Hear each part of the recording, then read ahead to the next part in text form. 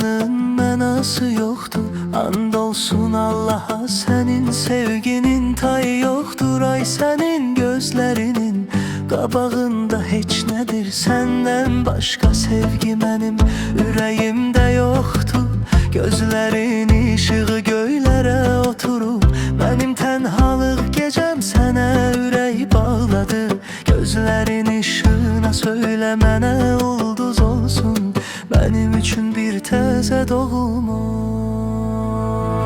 Yağışın şır-şır səsi sənlə başqadır. Güldanın gülləri sənlə başqadır. Sən olarkən mən hiss edirəm bir dünya xoşbəxtlik yanındadır. Yağışın şır-şır səsi sənlə başqadır. Güldanın gülləri sənlə başqadır. Sən olarkən mən hiss edirəm bir dünya xoşbəxtlik yanındadır.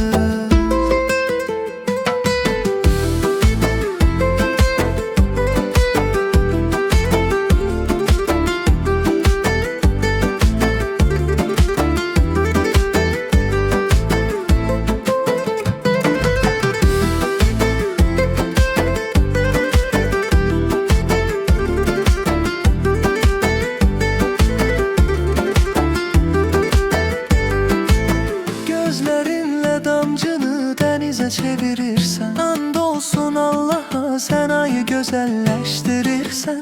Sen ki göyler kimi böyüksen, gel ve kalbimi özün için bil. Sensiz göylerin rengi qaralır, kalbimde tenhaçılıqdır həmişə. Məni tənhalığa alışdırma, ürəyimi daha qəmin əlinə tapşırma.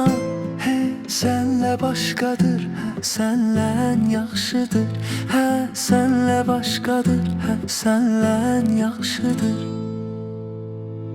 Yağışın şır-şır səsi sənlə başqadır. Güldanın gülləri sənlə başqadır.